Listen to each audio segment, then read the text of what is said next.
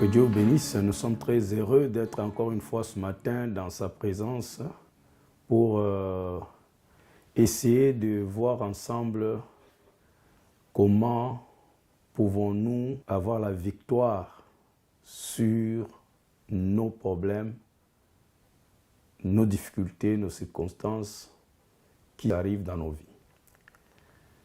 Vous êtes sans ignorer que chacun de nous traverse d'une manière ou d'une autre des difficultés et problèmes.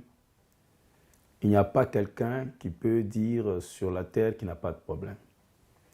Souvent, nous en Afrique, au Congo, en Afrique du Sud, nous pensons que les Européens sont mieux que nous, les Américains sont mieux que nous. Mais en réalité, il n'y a personne qui soit mieux que l'autre sur cette terre. Pas du tout. Ce que vous pensez être vos problèmes là-bas, peut-être ici ce ne sont pas des problèmes. Mais les problèmes qu'ils ont ici, vous ne les avez pas là-bas. Pouvez-vous imaginer ce pays, Irlande, compte le plus grand nombre des enfants autistes, même parmi les Noirs, que vous ne pouvez jamais imaginer dans un pays sur cette terre. Ça ne veut pas dire qu'il n'y en a pas. Il en existe partout. Mais ici, il y en a plus. Chez nous, c'est vrai qu'il y a la pauvreté, mais vous n'avez pas le nombre de cancers, le nombre de dépressions, le nombre de suicides que les Occidentaux ont. Les maladies, les malades mentaux. Il y en a plein, même dans les institutions. Alors, chacun a un problème. Le pasteur a ses problèmes que les croyants ne voient pas. Les croyants ont des problèmes qu'ils amènent souvent chez les pasteurs. Tout le monde a le problème. Maintenant, le problème, c'est comment résoudre ce problème. Comment faire face à ce problème.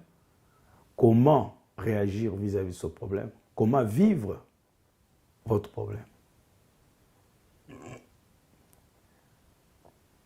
Dieu n'a jamais promis qu'il enlèvera nos problèmes, mais il a promis de nous donner des solutions à ces problèmes. Alors c'est pourquoi je voudrais aborder avec vous aujourd'hui, comment vous pouvez, chacun de vous, là où vous êtes, vivre avec des problèmes, mais sans problème. Comment vivre avec un problème, sans problème. Vivre sans problème, avec problème. Vous pouvez le faire. Il suffit de connaître les lois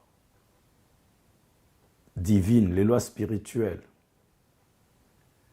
Tout devient facile. Regardez d'abord quand vous avez un problème. La première chose, c'est vous pensez à ce problème. Parce que vous ne voulez pas un problème. C'est une situation indésirable. Une situation pénible, une situation inconfortable.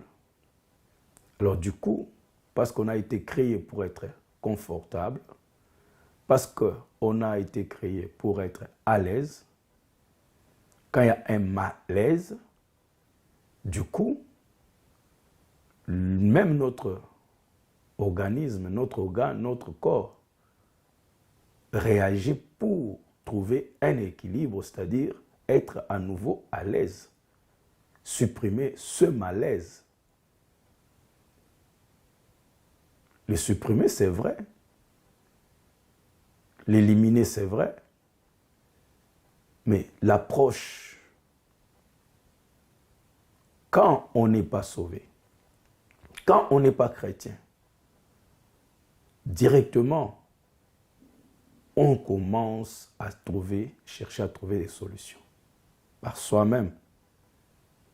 Ce qui veut dire l'élément fondamental de soi, c'est la pensée. C'est le mental. Alors votre mental commence à fonctionner pour essayer de trouver quelle solution, comment éviter, comment éliminer ce malaise. Du coup, cela enclenche le fonctionnement de vos pensées. Vous commencez à penser sur ce problème.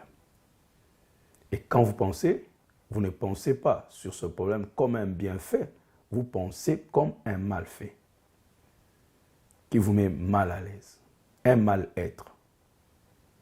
Et une pensée de mal-être ne peut qu'engendrer des sentiments, parce que vous ne pouvez pas accepter que c'est un mal-être, c'est un malaise, si vous ne le ressentez pas. Directement, cette pensée du malaise vous fait ressentir le malaise. Et les sentiments de malaise produisant les émotions de malaise, ces émotions créent à nouveau, ces sentiments de malaise, vous font penser encore comment cela vous ressentez mal. Et en pensant très fortement comment vous avez mal, comment vous vous sentez mal, voyez, la pensée produit les sentiments relatifs. Les sentiments relatifs produisent à nouveau des pensées négatives relatives. Et ces pensées négatives relatives recréent, ajoutent, accentuent encore. Vous ressentez plus pour confirmer encore. Et cette confirmation des sentiments, ça vous convainc et ça vous pousse encore à penser fortement à ce que vous ressentez. Et ce que vous ressentez vous pousse à repenser sur cela. Et ce que vous pensez vous fait ressentir davantage ce que vous pensez. Donc, au lieu que le problème disparaisse, vous l'augmentez, vous l'accentuez. C'est pourquoi vous pouvez prier. Pendant que vous priez, en fait, vous êtes en train de prier sur ces pensées négatives et ces sentiments négatifs que vous ressentez, et vous les accentuez. Alors, au lieu de penser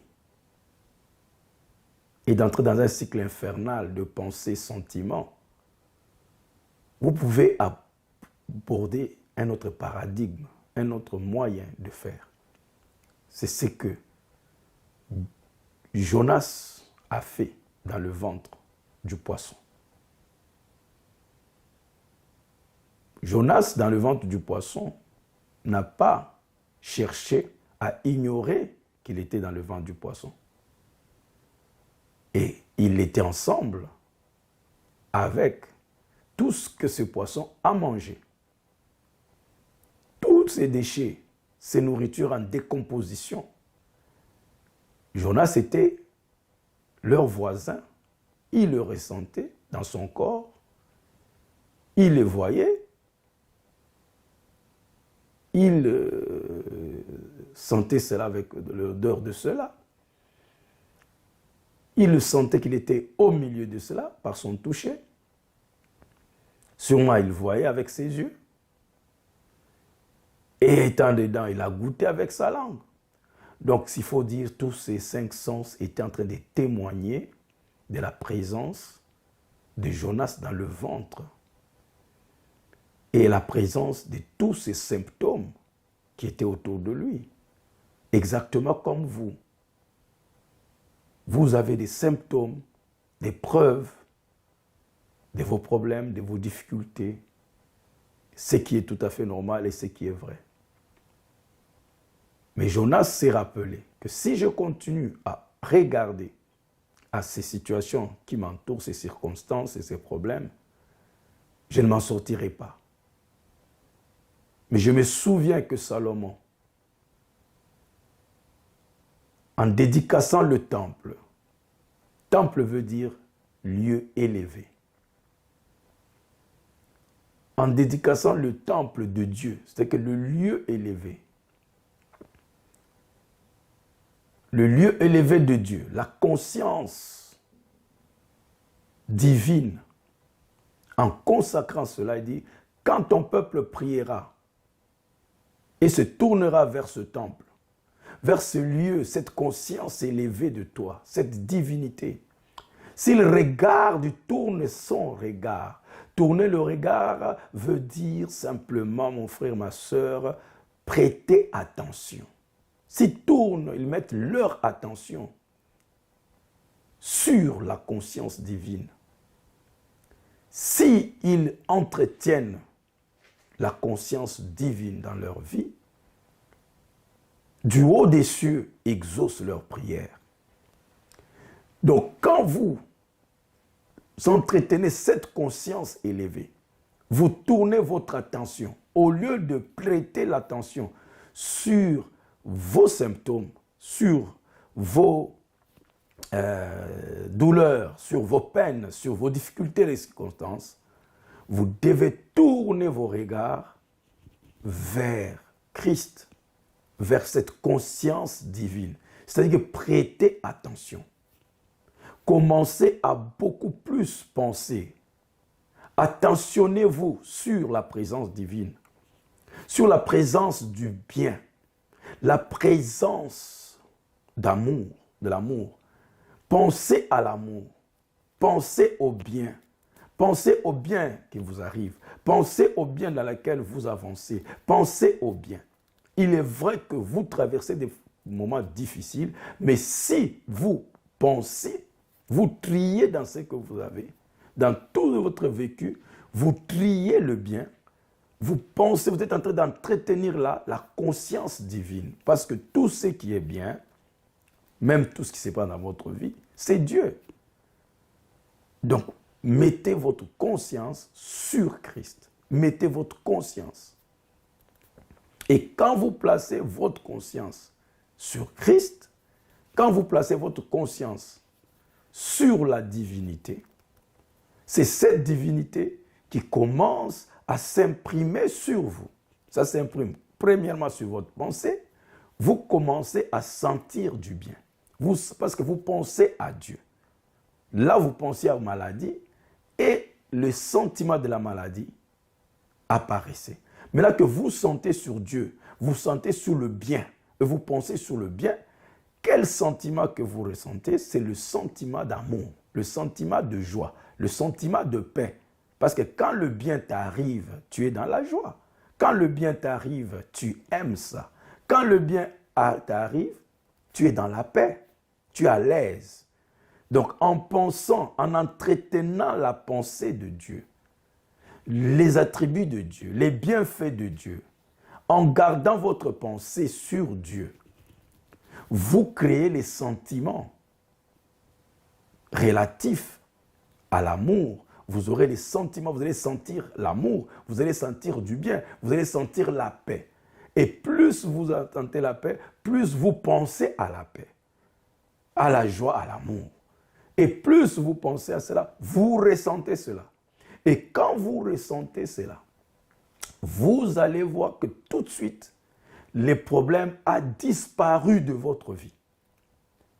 Pas peut-être physiquement, mais dans votre être, vous expérimentez quelque chose jusqu'à ce que vous allez voir que ce n'est plus un problème. Le problème n'est plus un problème.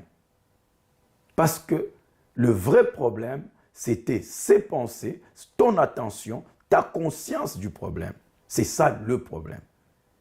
Donc on peut vivre avec le problème sans problème. C'est-à-dire, le problème est là, les symptômes sont là, les preuves sont là, les trucs sont là, mais le problème du problème n'est pas là parce que c'est la conscience. Quand la conscience n'est pas, la chose meurt. C'est la conscience qui donne vie. Et vous devez savoir que la conscience en vous, c'est votre âme. Donc vous mettez votre vie, votre âme sur un problème pour que votre propre vie puisse vous faire du mal. Donc vous utilisez votre vie contre vous-même. C'est pourquoi enlevez votre âme ou votre attention, l'attention de votre âme, de votre vie, sur ces choses qui vous causent. Prêtez attention seulement à ce que vous voulez. Voilà le secret. Je crois que cela va vous aider. Que Dieu vous bénisse.